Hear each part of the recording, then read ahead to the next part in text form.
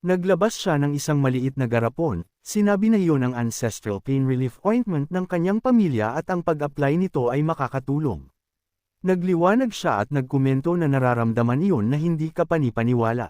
Mukhang naiinis si Mujaan. Binalaan niya na kung labis na gusto ni Jin Iling ang lamig, dapat niya itong kainin. Ang item ay ang Ice Sky Jade, may kakayahang gawing undestructible ang mga spirit tool at mas matalim kaysa sa mga crystal stone. Karaniwan, isang top-tier drop mula sa isang hidden dungeon. Ikinonsidera niya na tedious. Binanggit niya na pinulot niya ang parehong mga item nang walang dahilan at wala siyang gamit para sa kanila dahil sumasakop lang sila ng espasyo. Nagpasalamat siya. Nilunok niya ang jade. Isang spike of pain ang tumama sa kanya kaagad. Ang kanyang buong katawan ay nag-apoy ng nasusunog na init. Sumulyap si Son Xiang at nagtanong kung ano ang nangyayari sa kanya. Lumingon siya kay Mujaan at hinimok siyang tulungan. Tumawa si Mujaan at sinabi na talagang naniniwala siya na ang mga treasure ay maaaring kainin tulad ng snacks. Basang-basa siya sa pawis. Ang kanyang buong katawan ay nasusunog pa rin. Nang walang babala, bumagsak siya. Sumigaw si Son Xiang at nagmadali upang gisingin siya. Casual na sinabi ni Son Xiang na si Jin lang ay nagiging matigas. Ang kanyang boses ay may bakas ng pag-aalala. Sumagot si Mujaan sa isang madaling tono, sinabi sa kanya na huwag magpanik dahil iyon ay isang normal na side effect ng pag-ubos ng Cold Mountain Jade. Ngunit si Son Xiang, hindi mapakali at matigas ang ulo, naisip na kung siya ay nabuhay o namatay, kailangan nilang bigyan ng isang pagsubok ang pamamaraan na iyon. Pinaalalahanan siya ni Mujaan na kailangan lang niyang maghintay ng 3 araw. Gayunpaman, si Son Xiang ay nakasandal na malapit, intensyon na nakasulat sa kanyang buong mukha, handa na pindutin ang kanyang mga labi sa kay Jinling. Isang matalim na hindi ang sinigaw ni Mujaan, ngunit nagpatuloy pa rin si Son Xiang. Hiniling ni Mujaan na malaman kung sino ang nagsabi sa kanya na gawin iyon. Ipinaliwanag niya ng bahagyang defensive na dahil nilunok niya ang Cold Mountain Jade, nagyayelo ang kanyang katawan at hindi iyon matutunaw sa loob ng 3 araw, na nangangahulugang mananatili siyang nakakabit sa kanya ng matagal. Nag-ungol si Son Xiang sa loob, malinaw na nababagabag sa absurd turn. Bumantong hininga si Mujaan at sinabi sa kanya, sige. Mag-iisip siya ng solusyon. Kinuha niya ang kanyang nagliliyab na aura sa kanyang palad. Pagkatapos ay kinuha niya ang dew na kumikinang sa mga flower petals sa malapit. Pinainit niya ito gamit ang apoy na nasusunog sa kanyang kamay. Ang mga nerve ni Son Xiang ay humigpit habang pinapanood niya ang proseso. Nagbabala si Mujaan na baka medyo mainit iyon. Dinampi niya ang umuusok na tubig sa yelo, nakuha ang mga labi ni Son Xiang. Ngunit sa sandaling natunaw ang yelo, agad itong bumalik. Kinwestiyon ni Mujaan ang kanyang panga. Frustrated, binalaan niya na kahit ang mainit na tubig ay hindi ito kayang basagin, at wala na siyang ideya. Mula sa kung saan, nakita niya si Hongfu Hongtian. Lumapit siya ng may kalmado na curiosity, nagtatanong kung anong mga troubles ang bumagsak sa mga kabataan, ipinakilala ang sarili bilang isang disciple ni Shenlang Jiang. Kumpiyansa na maaari siyang tumulong. Ang mga mata ni Mujaan ay kumitid habang kinumpirma niya kung siya ba talaga ay isang disciple ng Divine Physician, Shen Bao. Sinabi niya sa kanya na si Jinling ay nailigtas na, kaya mas mabuti siyang magmadali at dispel ang chill ng Cold Mountain Jade upang paghiwalayin sila.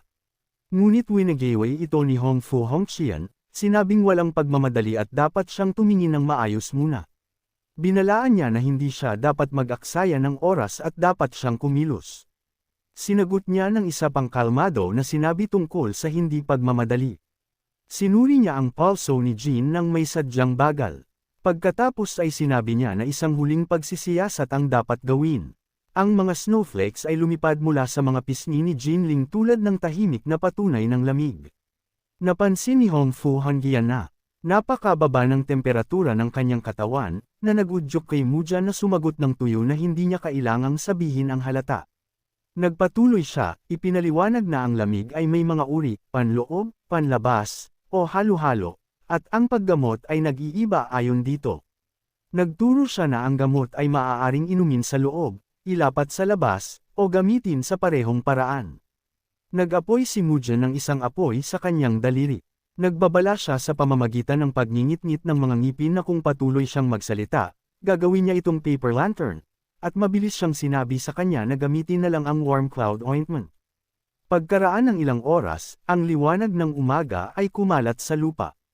At sa wakas, naghiwalay sina Jinling at Sun Xiangxiang. Nagising si Jinling. Pumikit siya at binulales kung nasaan siya at kung ano ang nangyari kanina, at sumagot si Mujan na isa lang siyang maliit na basura na tumingin sa isang malaking kalamangan. Mukha siyang lubos na nawawala. Nagmadali si Sun Xiangxiang na ipaliwanag na aksidente iyon. Habang nagkomento si Hang Fu Hongqian na mukhang masama ang frostbite ni Mujan at dapat niyang gamitin ang ointment para gamutin iyon. Sumagot siya ng tapat na wala siyang frostbite. Binanggit niya na ang Cold Mountain Jade na binabanggit niya ay nakabaon ng malalim sa mga snowy mountains at mahirap minahin. Lumingon si Jinling kay Mujan, pinaalalahanan siya na inangkin niya na nahanap niya iyon. Binalaan niya na walang nagtanong sa kanya, kaya dapat siyang tumahimik at kung mayroon siya nito, dapat niya itong kainin sa halip na magtanong ng napakaraming katanungan. Ngunit tumanggi siya at iginiit na makita ang kanyang kamay, nag-aalok na ilapat ang gamot mismo. At sumagot siya ng may inis, humihingi ng kung sino ang nagsabi sa kanya na maging hanzi at makialam sa kanyang mga affairs. Lumingon si Sun Xiangxiang nang may pasasalamat kay Huang Fu Hongqian, pinasasalamatan siya sa pagligtas sa kanya, at binaliwala niya ito, sinabing ayos lang, ngunit kailangan niyang lumabas upang hanapin si Chen Pingan. Pagkatapos ay nagtanong si Jinling kung pupunta ba siya upang hanapin ang kanilang master. Nang gabing iyon, nagtagal si Chen Pingan sa kanyang madilim na silid. Ang tahimik, nagpipilit na mga damit sa paligid niya. Lumingon siya sa spirit ni Hang Fu Hongqian, sinusuri ng may matatag na tono kung handa na ba siya para sa susunod. Ang spirit energy peel ay nag-apoy ng may nakasisilaw na glow, pinupuno ang espasyo ng isang mainit na pulse of light. Mula sa glow na iyon, nagkatawang tao ang spirit ni Hang Fu Hongqian, ang kanyang anyo ay umaalo na may ethereal steadiness. Kinausap niya si Chen Pingan bilang ang Supreme Lord, ang kanyang tono ay makapal sa reverence at hinimok siyang magsimula. Sinabi ni Chen Pingan na bago ang anuman, mayroon siyang kailangang linawin. Kailangan niya ng isang vessel upang lagyan ang kaluluwa, ngunit hindi siya ang uri na kukunin lang ang isang buhay para dito. At inamin ni Hong Fu Hongqian na pinahahalagahan niya ang lahat ng mga nilalang, tinatanggihan ang anumang malupit na gawain, sinabi na kukunin niya kahit ang isang katawan ng dumi at putik ng walang reklamo. Sumagot si Chen Pingan na ayos lang iyon. Mas mahusay kaysa sa inaasahan niya, talaga. Binanggit niya na mayroon siyang ideya na gamitin ang kalahating lotus root na natira mula sa hapunan na nakaupo ng tahimik sa kusina. Hindi rin siya nagsasalita ng kalokohan. Naalala ang isang kwento ng isang celestial na minsan ay humubog ng katawan ng tao mula sa isang lotus root. Lumuhod si Wang Fu Hongqian. Ang kanyang ekspresyon ay napuno ng solemn na pasasalamat. Idineklara niya na hinding-hindi niya malilimutan ang biyaya ng Supreme Lord sa paglikha sa kanya ng isang bagong katawan. Pagkaraan ng ilang sandali, lumipat silang dalawa sa kusina. Ang hangin ay bahagyang may amoy ng mga herbs at alikabok. Kinuha ni Chen Pingan ang mga item na kailangan niya ng may kalmado na precision. Hinalo niya at tiniklop ang lahat ng may nakatutok na pag-aalaga. Sinabi niya na ngayon ay mayroon silang tamang halo ng mga materyales para sa kung ano ang balak niya. Lumaki ang mga mata ni Hang Fu Hongqian nang kumaibot ang katawan sa mesa. Mayroon itong pangunahing hugis ng isang tao, bagaman ang mga tampok ay tila magaspang parinahon. Naalala ni Chen Pingan ang kanyang maikling stint bilang isang karpintero at nag-isip kung ang kanyang mga kasanayan sa pag-ukit ay maaaring gawin ang bagay na mukhang disente. Sinubukan ni Hong Fu Hongqian na magsalita, ngunit pinutol siya ni Chen Pingan, sinabihan siyang manatiling tahimik. Uukitin niya iyon sa isang sandali. Kaya, nanigas si Hong Fu Hongqian ng awkward, kitang-kitang hindi sigurado kung ano ang gagawin sa sarili. Hindi nagtagal pagkatapos, inihayag ni Chen Pingan na ang kanyang kamay ay hindi masama, pagkatapos ay lumingon sa kanya ng may mahinang ngiti, nagtatanong kung paano iyon tiningnan. Sumagot si Wang Fu Hongqian na hanggat nagmula iyon sa Supreme Lord, ang hitsura ay walang kaugnayan. Pagkatapos ay pumasok siya sa vessel, ang kanyang enerhiya ay nagsasama dito tulad ng usok na pumupuno sa mga baga. Idineklara niya na tulad ng inaasahan ng Supreme Lord, ang katawan ay nagpapalakas ng kanyang kapangyarihan ng 10-fold.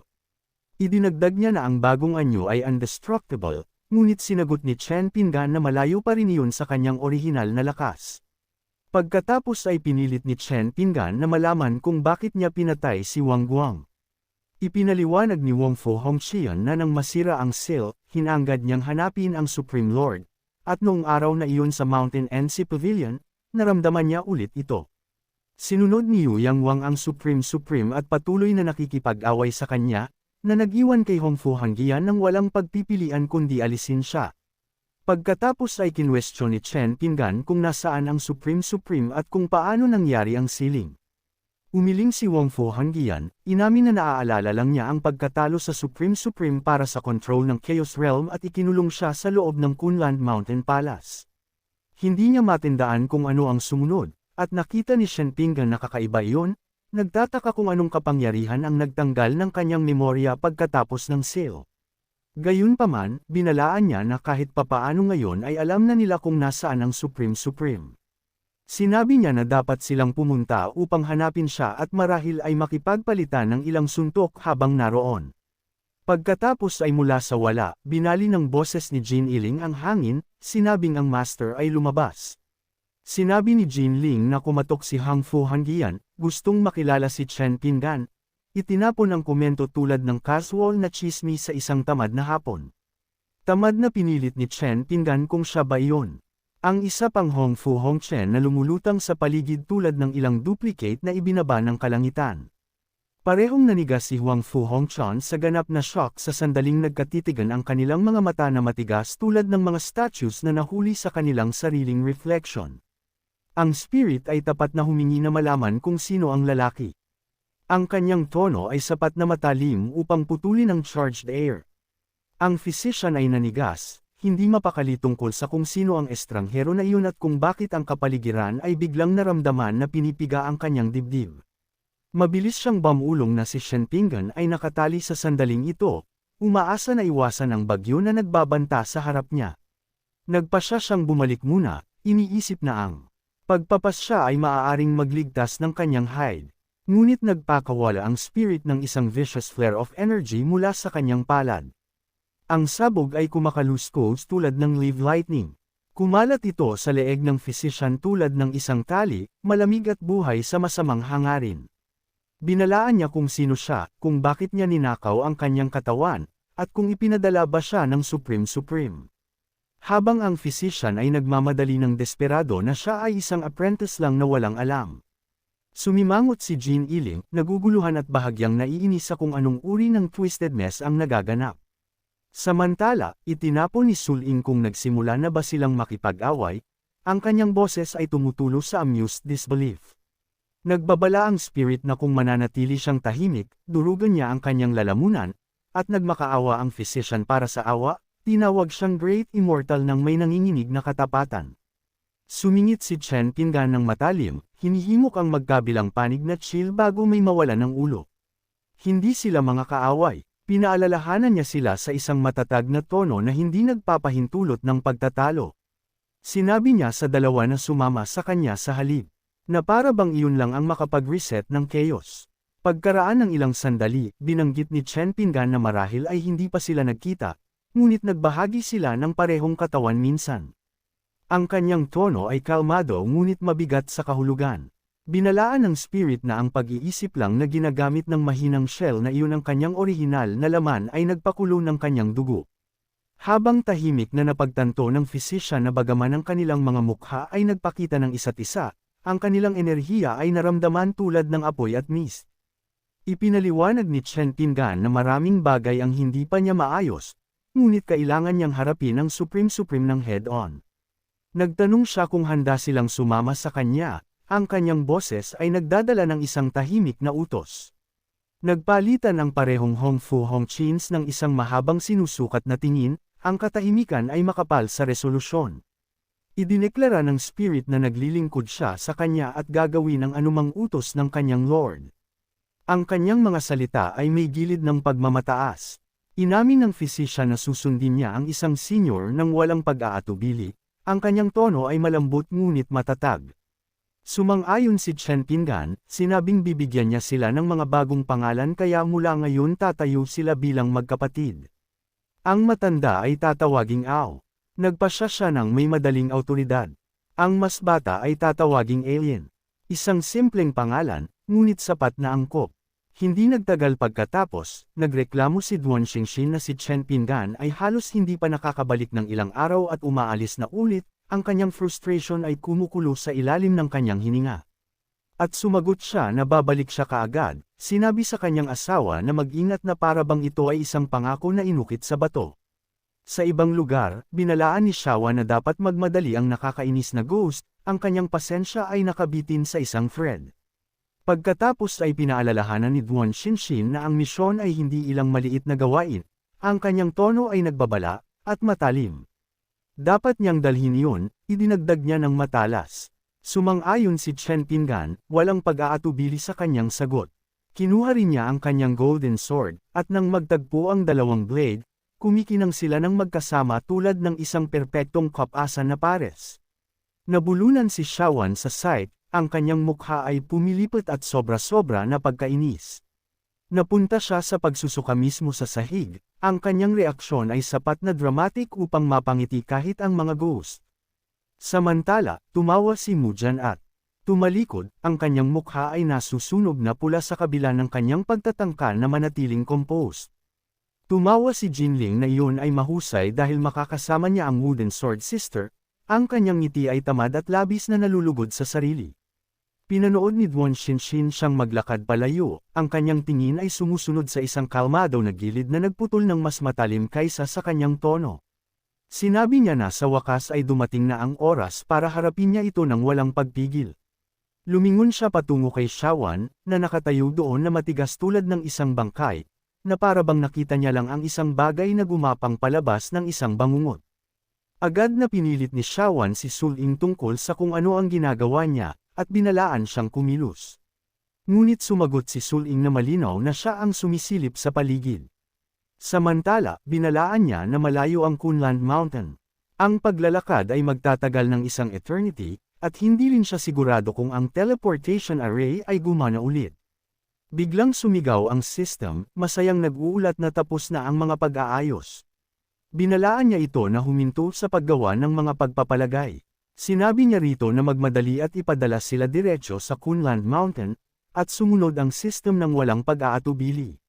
Gayunpaman, idinagdag nito na halos nagtatampo, na habang ang array ay gumagana, ang pagpapadala sa kanya ng nag-iisa ay ayos lang, ngunit ang pagkaladkad ng isang buong grupo ay magprito ng mga circuit nito. Nagreklamo siya tungkol sa mess, binalaan na walang paraan na maaari niyang itulak ang dalawang buhay na tao sa kanyang storage ring. Nagbigay siya ng isang awkward glance patungo sa dalawang Hongfu Hangia na sumusunod sa kanya.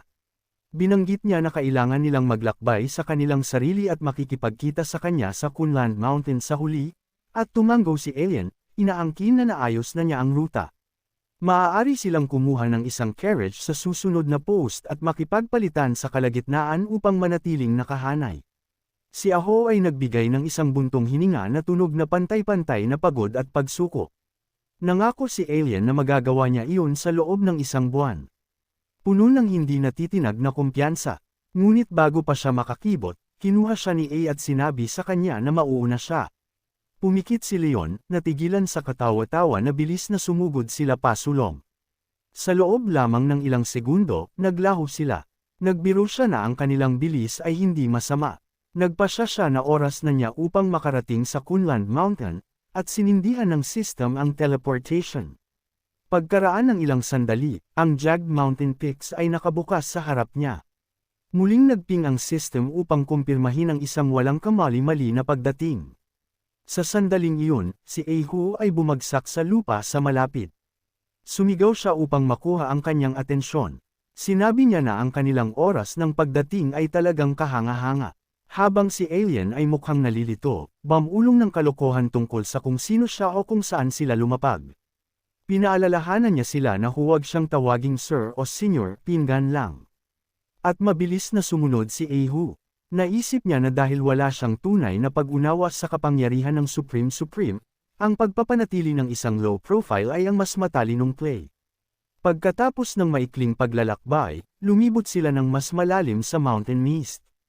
Inamin niya na wala siyang ideya kung nasaan ang underground palace entrance, at ipinaliwanag ni Ao na wala siya sa paligid para sa earth-shaking clash ng dalawang Invincible and Supreme Masters noon. Bigla, isang inang nagkatawang tao sa unahan, kalahating nakasakal sa pagnipis na fog. Itinuro yun ni A, sinabing maaari silang humingi ng mga direksyon doon. Ngunit nagbabala si Ao sa kanya, na manatiling matalim dahil ang lugar ay mukhang masyadong walang laman upang maging totoo at nag-iingat ng isang setup, tinawag ni Alien upang makita kung may sino man sa paligid. Gayunpaman, lumitaw si Shinghu sa doorway, binati niya sila ng may madaling init bilang mga kasamang manlalakbay at nagtaka kung kailangan nila ng isang silid. Binalaan ni Alien na tama si Ahu dahil ang isang napakagandang babae na lumalabas sa gitna ng wala ay halos sumisigaw ng panganib, at si Ahu, nagtataka, nagtanong kung sino ba talaga ang nakamamanghang babae na ito. Like, comment, share, and subscribe naman dyan mga itudo. Maraming salamat po.